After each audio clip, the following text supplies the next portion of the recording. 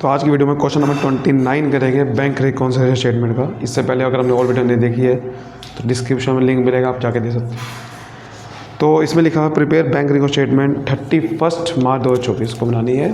Format आपके सामने है, तो यहाँ मैं लिख देता हूँ 31 मार्च 2024 को बनानी है। ठीक है, अब देखते हैं कि बैलेंस कौन सा दे रखा है। इसमें सबसे पहले लिखा हुआ है राज ओवरड्राफ्ट, यानी कि negative balance as per passbook का बैलेंस गिवन है, वो भी नेगेटिव।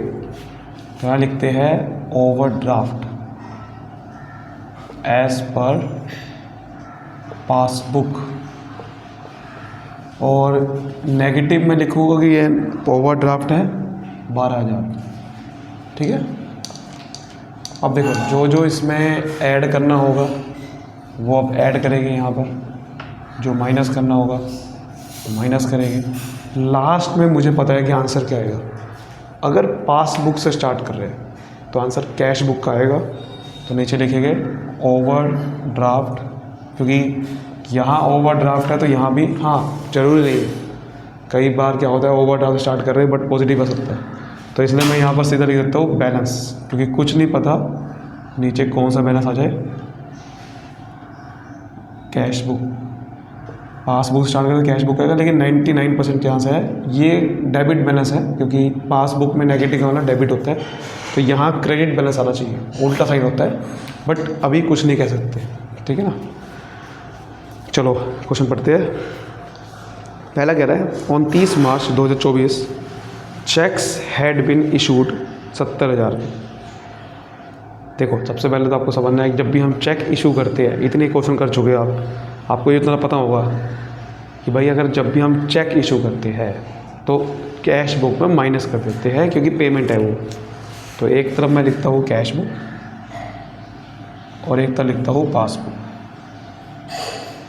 तो 70,000 के कैश इशू चेक इशू करें तो 70,000 मैंने कैश बुक में माइनस कर दिए होंगे। आगे कह रहा है और विच चेक अमाउंटिंग टू 3,000 पे only had been encashed up to 31 मार्च।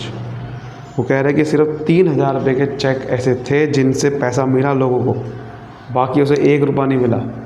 यानी कि इसका मतलब यही है कि 3,000 के चेक ही बैंक में गए हैं सिर्फ, इसके अलावा कोई चेक नहीं गए, ओनली एक दिन इसने।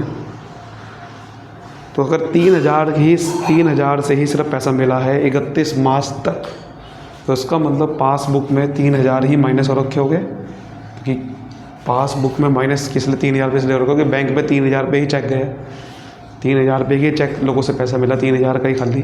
तो पासबुक में तो सिर्फ 3,000 के चेक आए होंगे, बस, इसके अलावा नहीं। अब हमें ठीक किसे करना है, पासबुक से स्टार्ट कर रहे हैं हम, तो पासबुक को ठीक करना है। ध्यान रखना, इसको ठीक नहीं करना, इसको ठीक करना है, मतलब ये वाला बैलेंस यहाँ लाना है। जिस बुक को ठीक करना होता है उसके सामने वाला बैलेंस देखना है, ये वाला बैलेंस यहाँ लाना है। कैसे लाया जाए बताओ। 70,000 माइनस है ना, यहाँ 3,000 है, तो यहाँ पर ऐसा क्या माइनस करूँगी 70,000 आ गए, अपसाइड ओनली 67,000। तो अगर मैं 67,000 माइनस करूँगा और तो बराबर बैलेंस हो जाएगा। तो मुझे माइनस साइड में लिखना पड़ेगा cheques issued but not presented for payment. Cheque तो इशू हुए थे, लेकिन ये वाले 67,000 वाले चेक पेमेंट के लिए प्रेजेंट ही नहीं। तो आप माइनस कर देंगे 67,000। आगे देखते हैं, चेक्स अमाउंटिंग टू 3,500 रुपये had been paid into bank for collection. जब भी हम चेक पे करते हैं बैंक में, यानी कि जमा करते हैं बैंक में, तो अपनी कैश बुक में प्लस कर देते हैं, क्योंकि ये बेसिकली इसका मतलब किसी से मुझे चेक मिला तो बेसिकली पैसा आया तो प्लस करते हैं ना। तो इसलिए हमने जैसे ही जमा करा तो 3,500 रुपये तो प्लस कर दिए। लेकिन वो कह रहा है but out of this only 500 रुपये had been credited in the passbook. सिर्फ 500 रुपये ही क्रेडिट का मतलब, पासबुक में क्रेडिट का मतलब प्लस होता है। सिर्फ 500 रुपये ही प्लस किए, पासबुक में सिर्फ 500 ही प्लस किए। हम तो पूरे प्लस कर देते हैं, जब भी हम चेक जमा करते हैं बैंक में तो हम तो पूरे कर देते हैं, उन्होंने 500 किए। अब ठीक करना है, ये वाला बैलेंस यहाँ लाना है, क्योंकि मेरे पास बैलेंस पासबुक का गिवन है, मुझे इसको ठीक करना है। ये बैलेंस यहाँ लाना है। कैसे लाऊँ? बिल्कुल सही, 2500 और प्लस कर दो, क्योंकि 500 प्लस है, 2500 और प्लस कर दूंगा तो, सॉरी 2500 नहीं, 3000, 3000 और प्लस कर दो तो 3500 होता है। 3500 बनाना है ना मुझे दोनों को, तो इसका मतलब 3000 प्लस कर दो। यहाँ लिखा हुआ चेक्स, एक चेक नहीं बहुत सारे checks deposited in bank but not yet cleared, यानी कि ये 3000 रुपये के चेक जो प्लस कर रहे हैं वो ऐसे चेक है जो कि हमने जमा तो कर दिए बैंक में लेकिन क्लियर नहीं कराते बैंक में, तो इसलिए लिखा है। आगे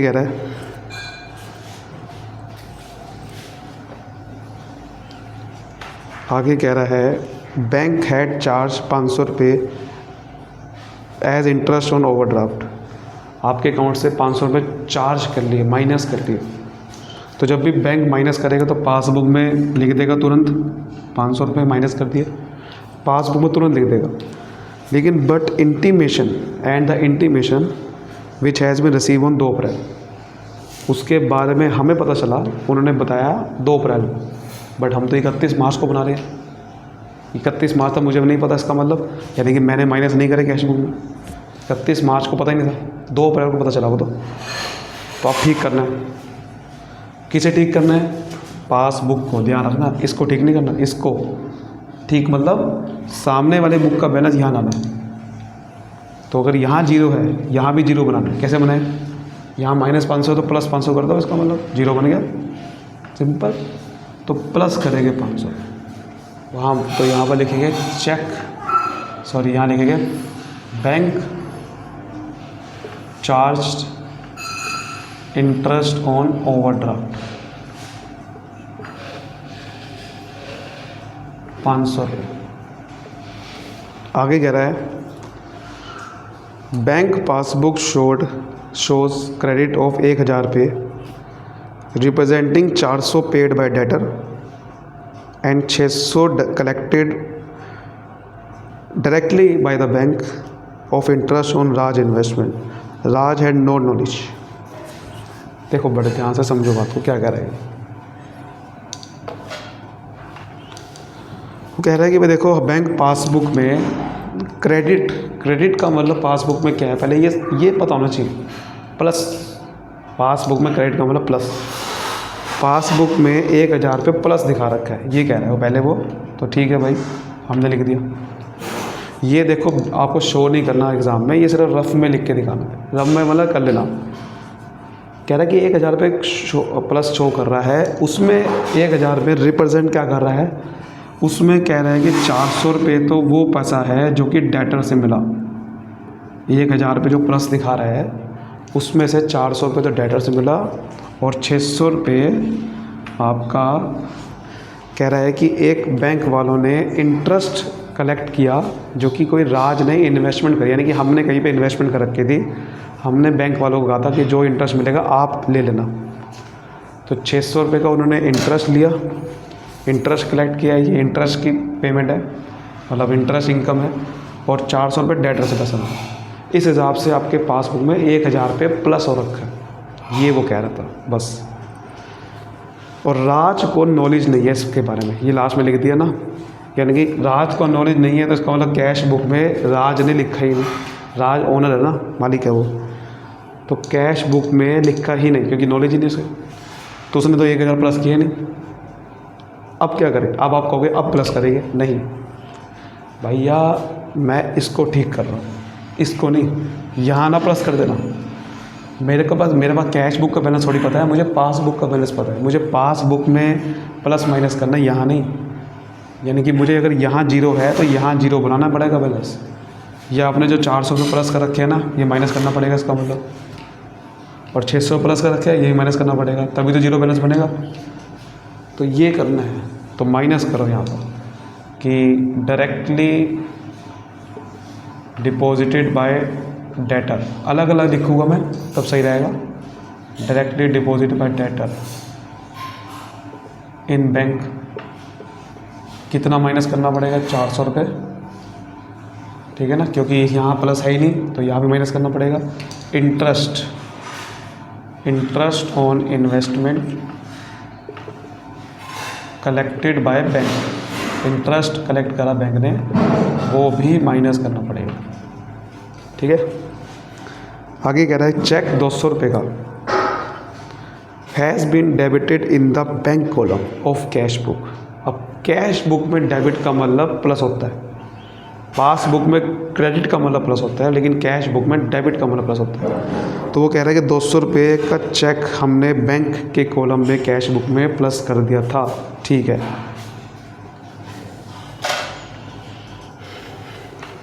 तो इसका मतलब हमने 200 रुपये प्लस कर दिए थे, ये लो मैंने भी कर दिए, कैश बुक में प्लस कर दिए। Yes sir. फिर कह रहा है कि but it was not send to bank at all. वो कह रहा है बैंक में तो भेजा ही नहीं चेक मैंने, बस प्लस कर दिए। तो गलती कर दी ना, इसका मतलब हमने चेक में जब तक चेक बैंक में गए ही नहीं तब तक हम प्लस नहीं करते वैसे, लेकिन उन्होंने क्या करा कि पहले ही प्लस कर दिया, 200 रुपये पहले ही प्लस कर दिया, बैंक में तो चेक लेके गए ही नहीं। तो क्या पासबुक में प्लस हुआ होगा? जब चेक बैंक में ही नहीं गया, चेक तो हमारे पास ही पड़ा हुआ है, चेक बैंक में गए नहीं, तो बैंक वालों को क्या पता, बैंक में तो जीरो है, बैंक में प्लस नहीं हुआ। जब तक बैंक में चेक जाएगा नहीं प्लस कैसे होगा? अब हमें ठीक पासबुक करना है, जो यहाँ बैलेंस है वो यहाँ लाना है, जो यहाँ बैलेंस है वो यहाँ लाना है। यहाँ 200 प्लस है, एब्सोल्युटली प्लस कर दो यहाँ 200 रुपये, ताकि मैं मैच कर जाऊँ, दोनों बैलेंस मैच हो जाए। जिस चीज़ का बैलेंस गिवन होता है ना उसको ठीक करना होगा, तो प्लस कर दो। यहाँ लिखेंगे cheque recorded in cash book but not deposited in bank, ठीक है। तो अब हम करते हैं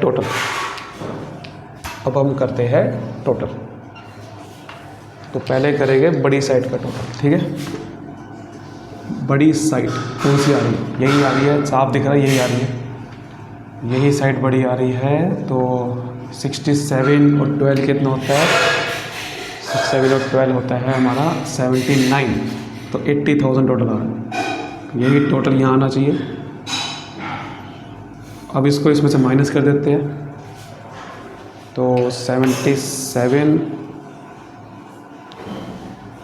तो ये आ रहा है 76,300 बैलेंस लिखते छोटी साइड पे, बैलेंस लिखते हैं छोटी साइड पे, ताकि ये साइड और ये साइड बराबर हो जाए, टोटल बराबर हो जाए। अब देखो ये साइड बड़ी थी ना माइनस वाली, इसका मतलब यहाँ पर भी ओवरड्राफ्ट ही आया, तो डेबिट बैलेंस लिख सकता हूँ या क्रेडिट बैलेंस। ओवरड्राफ्ट बैलेंस का मतलब होता है कैश बुक में क्रेडिट, बस ये सब। माइनस वाला बैलेंस है ना, ये माइनस से बड़ी है, माइनस वाला बैलेंस है तो क्रेडिट बैलेंस होता है माइनस का। यहाँ पर आप लिख सकते हो ओवरड्राफ्ट, समझ गए? बढ़िया। तो उम्मीद करता हूँ आपको समझ में आया होगा अच्छे से, उम्मीद करता हूँ आपको अच्छे समझ के लिए आया होगा। तो वीडियो को लाइक करिए अभी कभी और फैला दीजिए, और चाहते हो वीडियोस कोई क्वेश्चन की मुझे कमेंट कीजिए। Thank you so much, all the best.